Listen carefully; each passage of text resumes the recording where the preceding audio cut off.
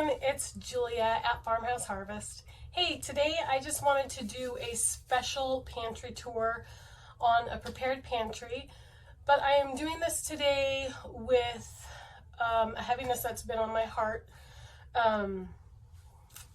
There are food shortages right now and people are hungry and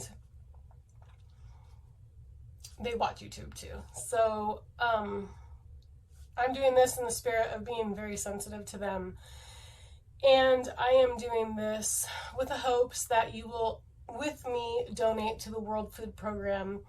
And I will leave that link below.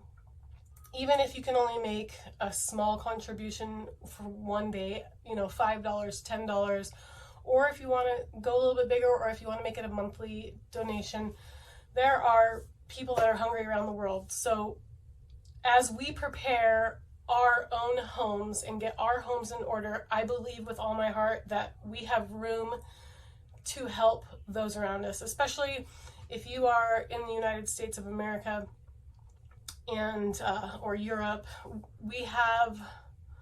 We do have enough to last and to prepare. We have enough if we prepare for ourselves, and we will have enough to share with others. So if you would go ahead and just give with me today, I would really appreciate that. And then if you'll share this video and encourage others to also give what they can to help those who are hungry. That being said, welcome to my farmhouse pantry. I have always grown up eating from food storage and a prepared pantry. I believe with all my heart that if you are prepared, you shall not fear. And so I've always worked on having food storage ever since I was married. So for the last 20 years, I've been working on food storage. I'm still learning and still improving. I am not a prepper, but I do always want to be prepared and be able to feed my family or help those around me. I know that, I've been in situations where I needed help, and it's much better and much funner to be on the giving end of that. So that being said, let's start the pantry tour. This is a small pantry. Well, actually, it's actually pretty big. First things I have, and you'll notice in my pantry, is right by the door. I have some hooks where I like to hang my aprons and a refrigerated bag because it's pretty darn hot. And it's summertime. I like to make sure that my ice cream or popsicles or frozen things make it home from the grocery store nice and cold. Another thing you'll notice is my hanging racks. I believe that being prepared, having a prepared pantry also includes growing things yourself. So these are just herbs. We've got chives in the garden.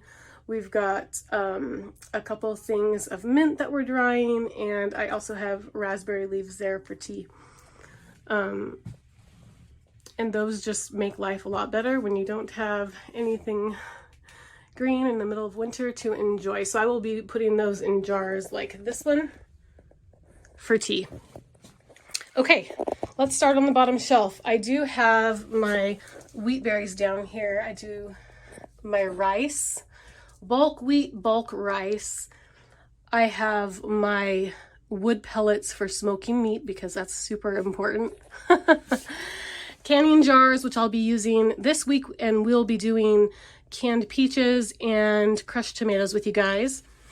I do have some store-bought olives and chili down there. My family really loves olives, and then chili is just great for the fall and winter to have on hand.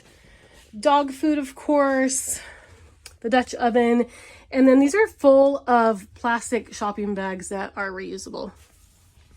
Okay, next shelf up, store-bought canned food.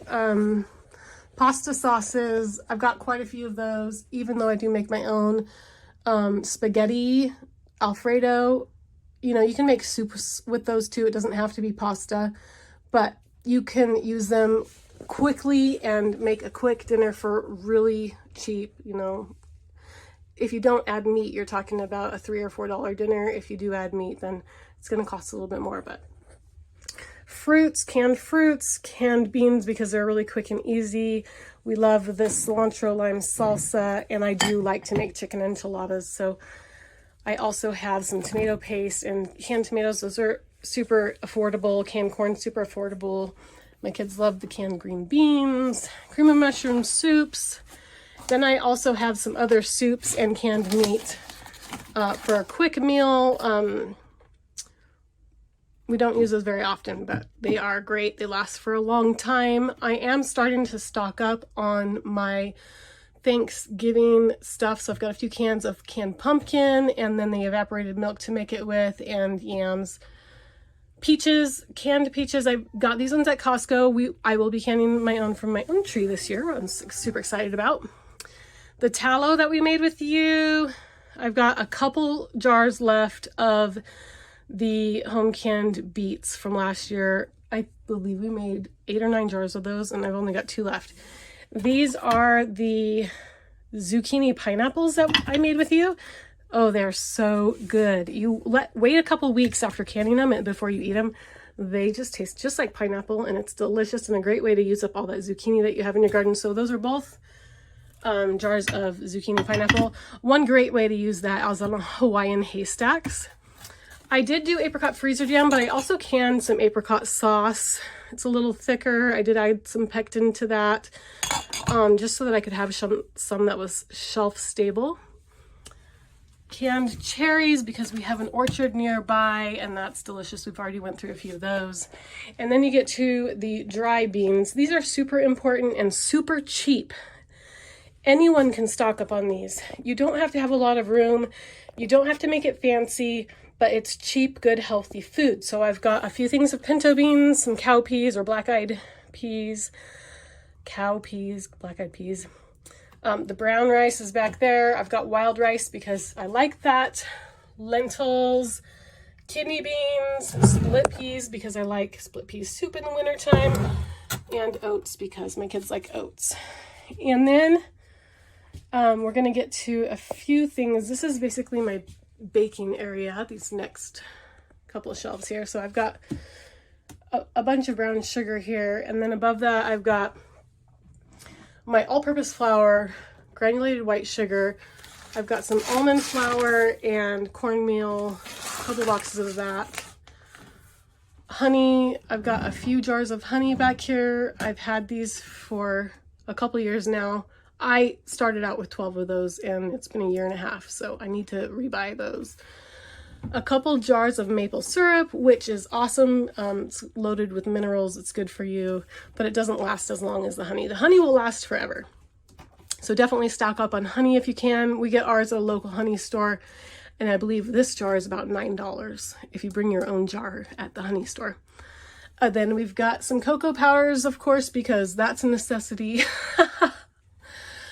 Coconut oils, a couple avocado oils, and a couple olive oils. And then you really can't bake a whole lot without a leavening agent. So I do get the Provident Pantry or Emergency Essentials will sell number 10 cans of baking powder. And then I get the big bag of the baking soda and cornstarch because I like to use cornstarch. So that's about it for my baking aisle. That would make you'd be able to make any kind of sweet bread. Of course, this doesn't have regular yeast in it because I use sourdough, but you're able to make sourdough starter with just flour and water. So basically this is what you need to bake any kind of bread, the basic bread. Okay, let's go back down to this shelf here. So after these, I do have a couple things of hot cocoa packets for the wintertime, and then some of my favorite things are just hidden back here.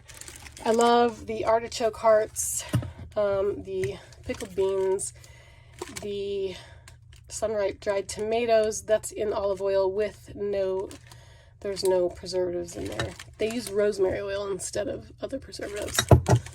And more artichoke hearts.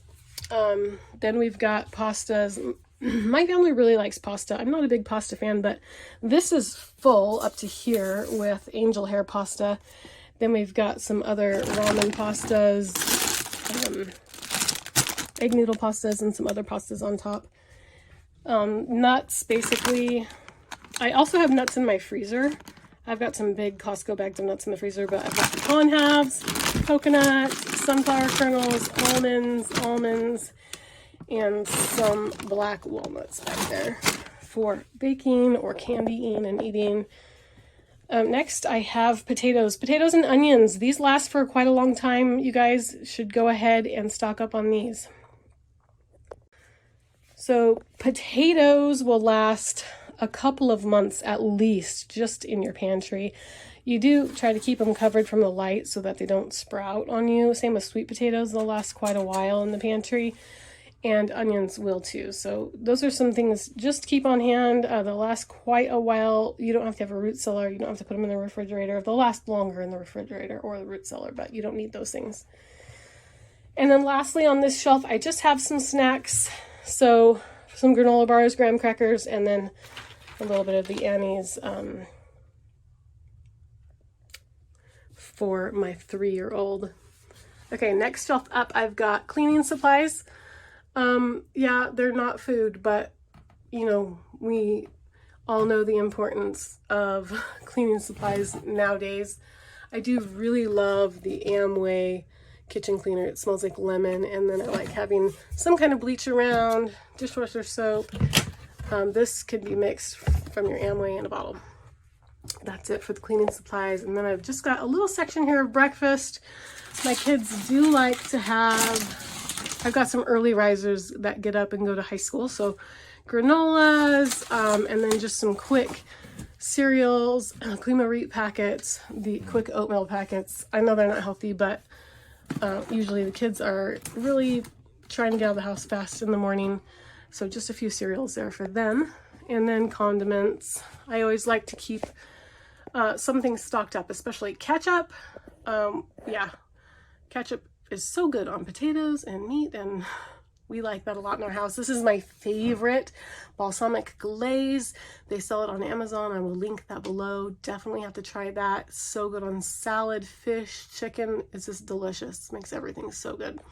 Barbecue sauce, Italian dressing for pasta salads, ranch dressing because my family just loves ranch dressing. I've got a few ranch lovers. Okay, so top shelf is basically storage. I've got paper plates and napkins up there, some vases, some cake pedestals, herbs. I am super excited about that, and I will be doing that with you guys. This is an applesauce maker, or it's it purees anything and gets rid of the cores and the seeds and the peelings and then leaves you with a nice sauce. So we'll be doing that. Herbs, I've got my sourdough stuff right here. And then this is canning stuff. So we've got different vinegars, pickling salt, my thickener for freezer jam and jam making stuff right here. And then of course we have my seeds in this jar and in here that I've been saving for next year. And back to the dried herbs.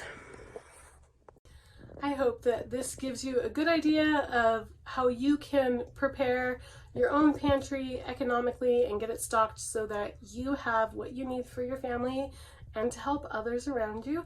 I hope you go ahead and maybe give a little bit to the World Food Program to help those who don't have enough and who are hungry right now and who cannot prepare the way we can right now. And thanks so much for watching. Hope you have a great time organizing and preparing your pantry. We'll see you next time.